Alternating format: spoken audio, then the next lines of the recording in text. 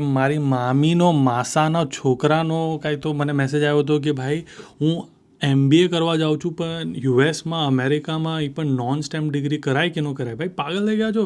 આ 5 એવા મેજર છે જે અમેરિકામાં તો બિલકુલ ન કરાય. સૌથી પહેલાં તો એક આવી ગયું MBA નોન સ્ટેમ. 1 જ વર્ષની OPT મળશે, મતલબ 1 જ ચાન્સ મળે તમને H1B લોટરીમાં.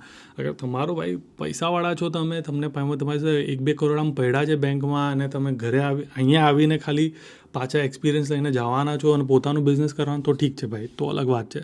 પણ અગર અહીંયા સેટલ થવું છે અને આમ કરિયર વેરિયર બનાવવું છે તો MBA નોન સ્ટેમ ડિગ્રી નહીં કરો. MIM બિલકુલ બી નહીં કરો. તમારા કન્સલ્ટન્ટ છે ને એને અગર તમને સજેસ્ટ કરે છે MIM કે ભાઈ તારી પાસે ખાલી ડિગ્રી નથી, એક્સપિરિયન્સ નથી અને મિની MBA કરવું છે ને આવું સજેસ્ટ બી કરતો હોય ને તો લાત મારીને ભગાડો તમે. ત્રીજા નંબર પર આવે છે MS ઇન માર્કેટિંગ. આ બહુ ચાલ્યું છે કે ભાઈ માર્કેટિંગમાં માસ્ટર્સ કરી નાખે. અરે ભાઈ માર્કેટિંગ હવે બહુ છે નહીં, એટલી બધી જોબ નથી, પણ તમે માર્કેટિંગ એનાલિટિક્સ કરો કે AI ઇન માર્કેટિંગ કરો તો હજી બહુ ટ્રેન્ડમાં ચાલે છે. તો તમને અગર કરવું છે તો કરો, ખાલી માર્કેટિંગ નહીં ચાલે. પછી માસ્ટર્સ ઇન હોસ્પિટાલિટી, ભાઈ અહીંયા ક્યાં બહુ ફાફા છે ભાઈ, હોસ્પિટાલિટી નહીં ચાલે. અને પછી લાસ્ટવાળું જે છે એ MS ઇન પ્રોજેક્ટ મેનેજમેન્ટ.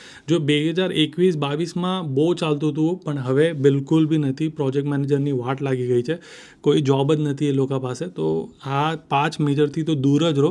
હજી બહુ બધા છે તો તમે ખાલી ફોલો કરો અને મને કહો કે કયો મેજર તમને તમારામાં ઇન્ટરેસ્ટ છે. આપણે એના પર પણ વિડીયો બનાવ્યા, બધાને એક્સપોઝ કરી નાખશું આપણે.